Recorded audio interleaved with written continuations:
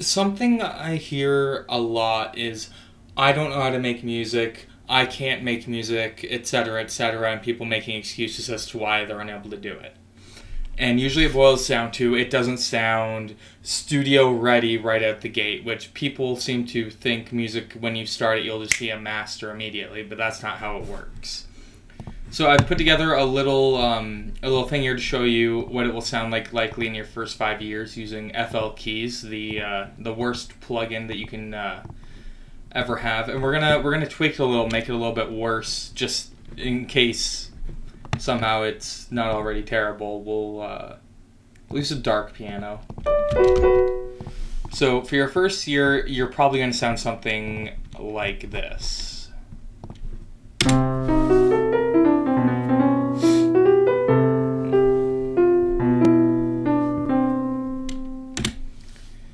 And this is where 99% of people will give up. They'll get frustrated. They won't care about, making it big anymore in music. They won't care about making music for others to use or to listen to, or even just to, pass the time.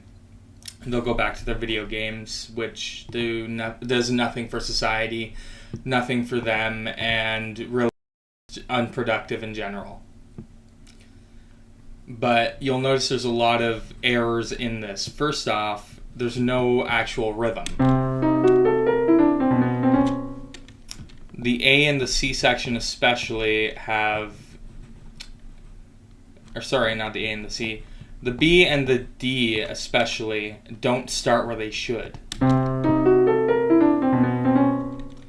So how can we rectify this? Well, let's go into pattern 6 and let's try to find a new pattern. We'll use C major.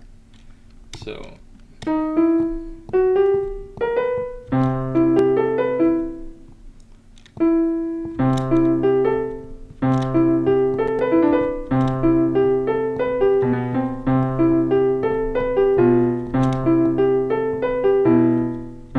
it's not going to sound perfect.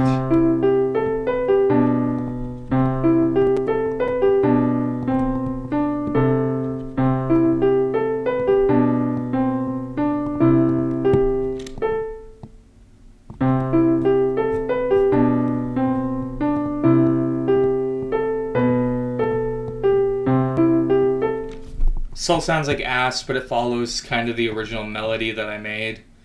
So yeah, the first thing that you want to do is use only the light areas. And if you want to go into a different scale, you can go up to there's a wrench. I'm going to switch my view so you can actually see. There's this little icon here. You left click it, you go to view, scale highlighting, right click on the scale you want to be in, left click on the root note that you want to be in. So C major, nothing has changed in the background, but these light notes are where you want to hit, because if you go into this black area,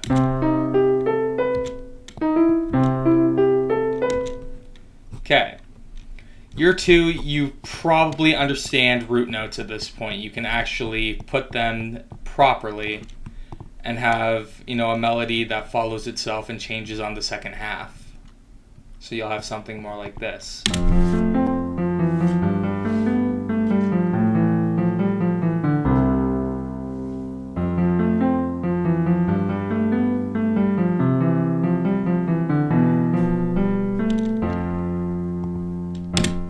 Now that's an F Lydian. A lot of people will say, you're using C major and starting on the 4th. I hate when people say that. No, it's called Lydian. Because if we want to play that way, we'd only have major and minor for the fucking 7 mode, so shut the fuck up. So what you can do is go back into here, view, scale highlighting, right click on Lydian, left click on F, and you'll notice it's the same shit, except now we start on the 1st.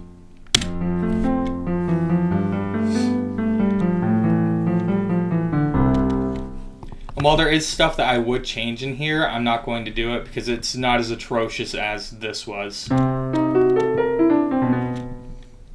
But yeah, in your second year, you're probably going to figure out, hey, root notes are important, but you're not going to really understand chords all that well.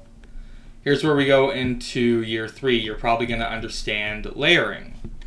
Now, I'm only using one instrument, but pretend that this is a different instrument for the time being. You're also going to understand different rhythms. Now this one's not too complex. It's literally just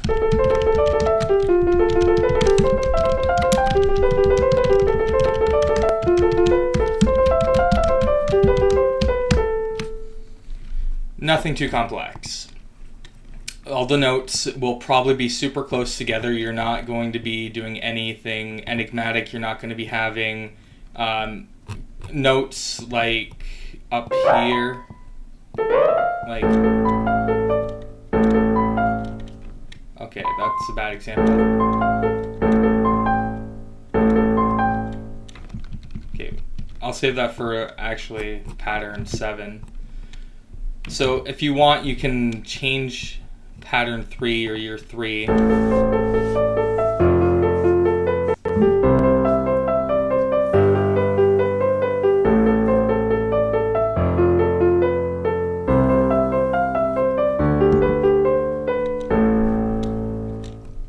You know, maybe you're a little more advanced. Maybe these are too close for you, so you can go like.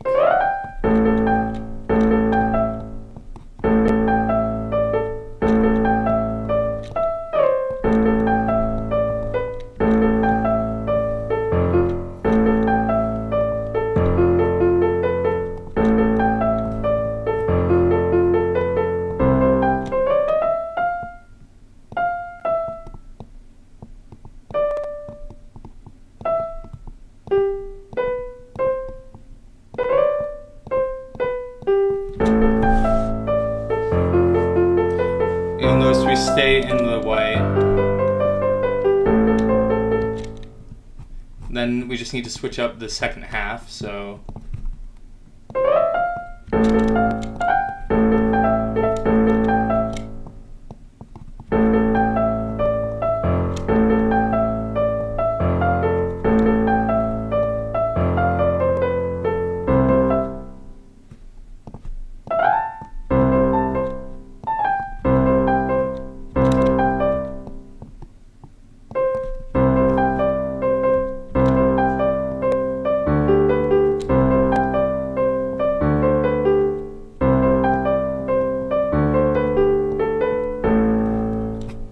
And then we have this for a more like experienced year 3.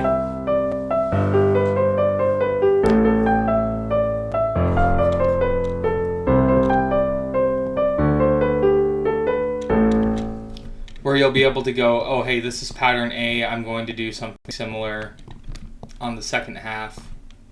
This is pattern 2, we're going to do something similar. You'll notice that's the same rhythm pattern, but the notes are just different. Then we move on to year 4. This is where you understand chords a little bit better, where you understand melody a little bit better, and you're able to take more drastic leaps. You'll see some notes up here, and you'll see notes as low as here. You'll have not only your root note, but now you're going to have a bass note below it. Maybe you'll have chords, but I know that year 5 is where the chords are really going to shine. Yeah. I may have gone a little overboard, but this is year 4. It's a rendition of Badger.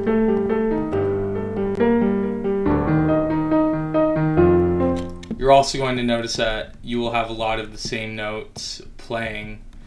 Now, the F in particular is very important. That's your supertonic. You're going to be using that a lot, and you're going to realize, hey, I don't need to switch notes every single time.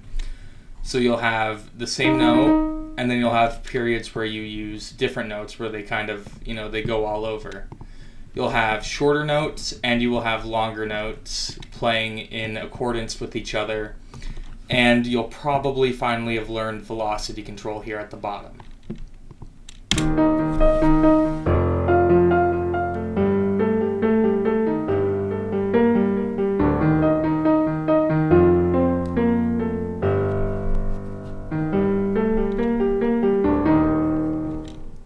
Then you'll notice that I stopped caring about the clicking and dragging once it passed patterns or bar 16, because that's all I really need to show for year 5. At year 5, you're probably going to be confident in your skills, and you're going to be able to make piano tracks sort of like this.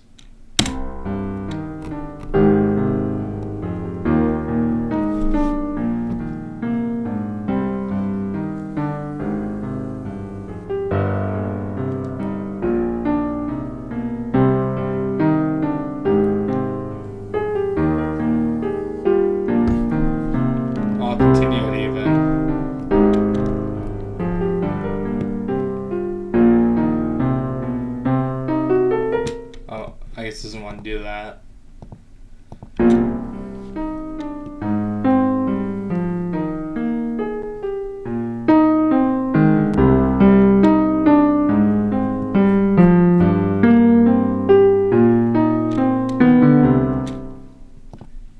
And by a year, I want to say probably 6 or 7, you'll be able to make music that's somewhat similar to this.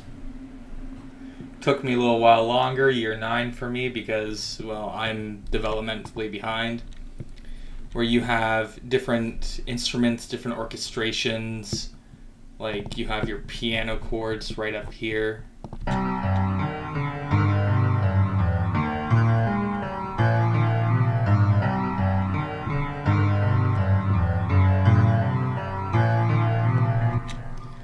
Eventually, you'll have something under it. This is called layering, as I said earlier.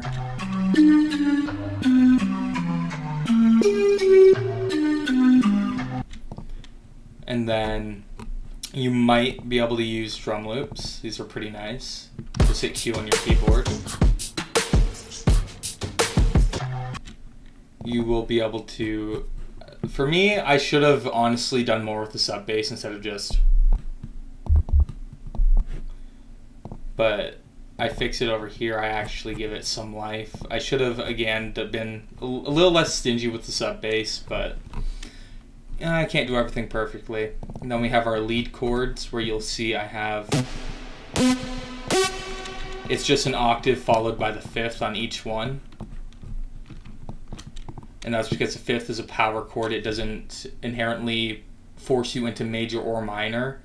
And when you're first starting out, it's really great to use, in my opinion, because then you have more freedom of where you want to go.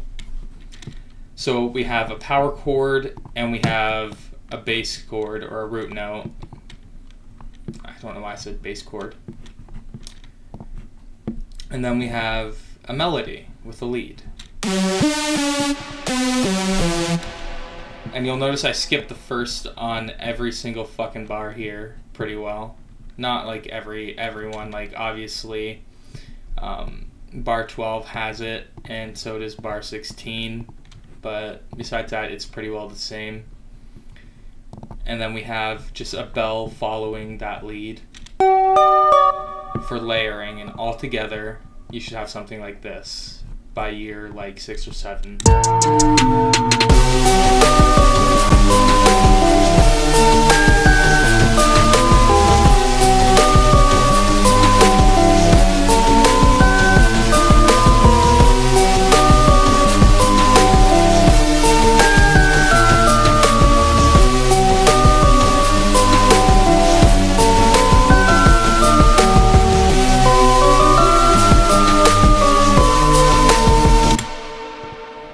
So the hard part is really just climbing the mountain. It's your early days. That's where you're probably going to be the most stressed, because you don't know what to do.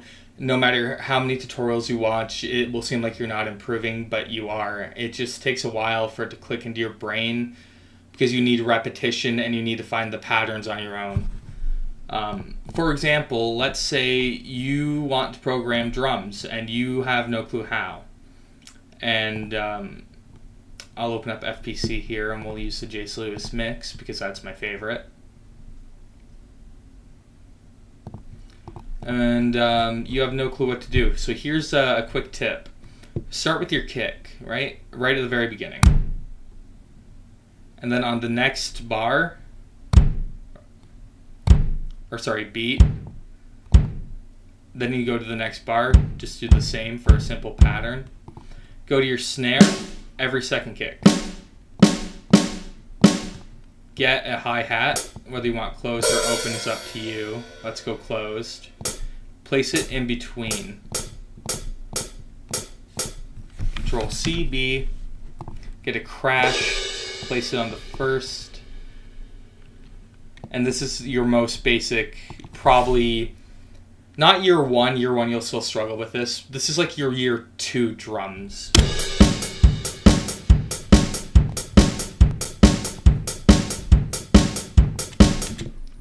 And then for year 3, we'll do kind of the same thing with that kick, but we'll go.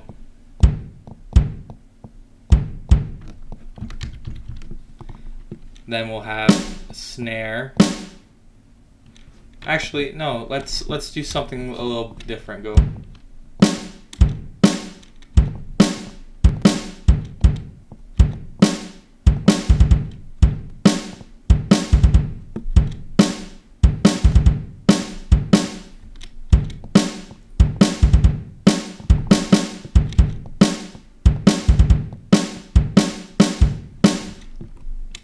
And have a hi-hat, and we'll just do it every third for the time being.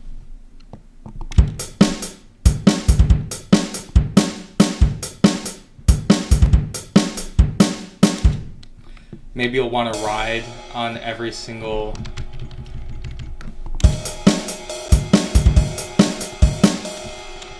so again, year 3 you're probably learning velocity, or maybe year 4 you will. Just copy these, left shift, left click, drag, lower the volume of that ride.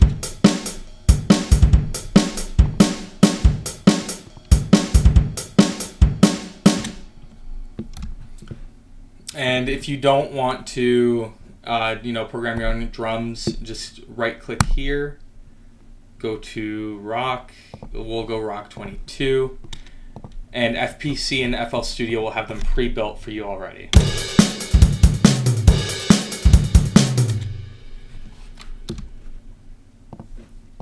Another thing that you may not enjoy is the stock plugins. For example, we're going to use Citrus. I'm going to play a little melody.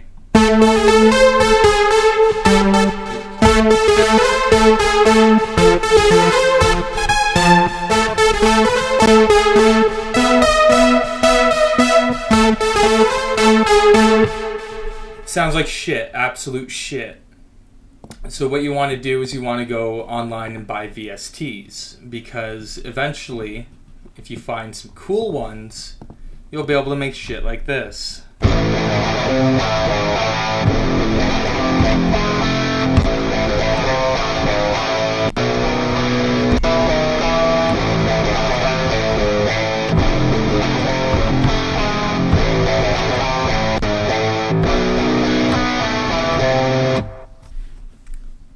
Now, personally, I don't like the lead sound for Odin 3, so DI, they have a free, on Solemn Tones, they have a free Fenrir Mini, which I find makes the guitar just so much better.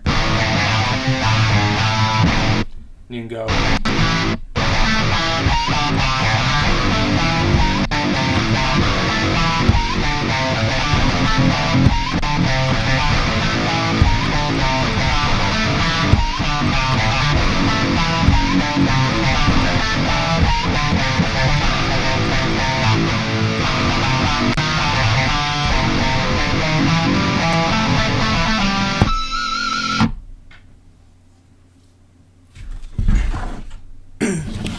The only issue with this is, as a beginner, you're not going to have all of these great tools.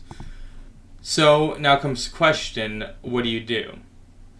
Well, luckily, FL Studio, if I'm not selling you on FL Studio yet, it has Flex. This is the newest plugin or VST for it. You can go to the store, and they sometimes have new downloads. They don't right now. They have stuff you can buy, but this is your library. Mine's all the free stuff.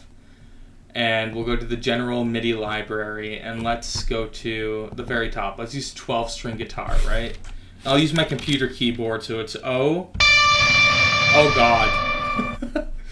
We're going to switch that to 2. So it's O, 5, and U at the same time. O, T, and U at the same time.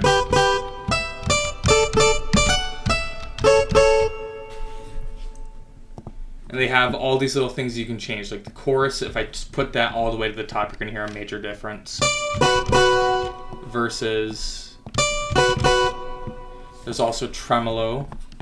You have to move the tremolo up with it, though.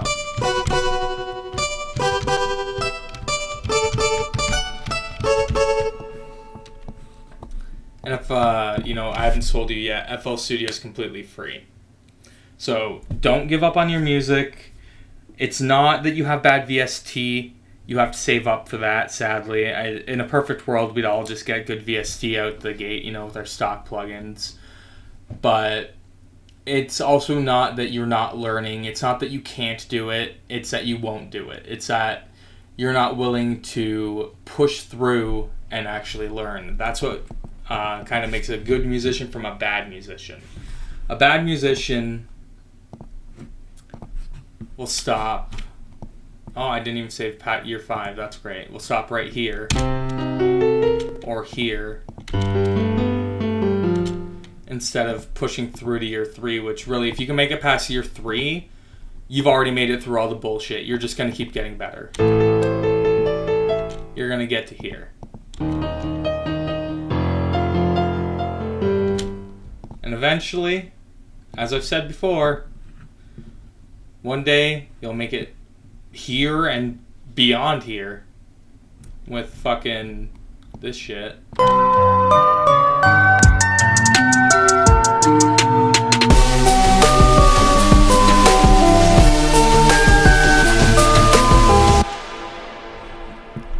So my advice literally for new musicians is just don't give up, right? At the beginning, it's going to be daunting. It's going to be kind of scary. It's going to feel out of your routine. It's going to feel like something some days you don't want to do. But I promise you, if you sit down for just like half an hour every single day, even watch tutorials like Alex Mukala or Composerly, you will learn valuable skills that you never thought you'd be able to have. And eventually you'll be able to make music for yourself, for your friends, for game projects, maybe even for film. Just everything.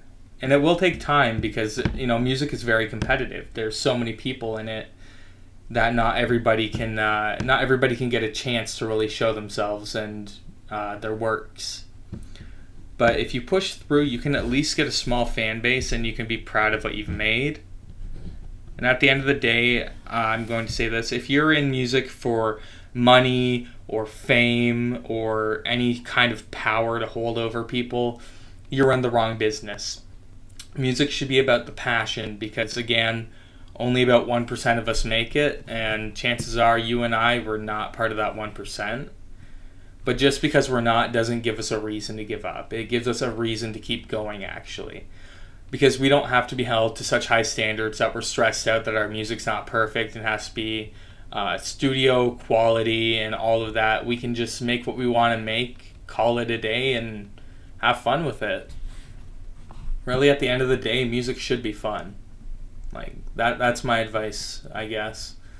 I'm new to music commentary. Welcome to the MCC, the music commentary community, and yeah, that's about it for this video. Peace.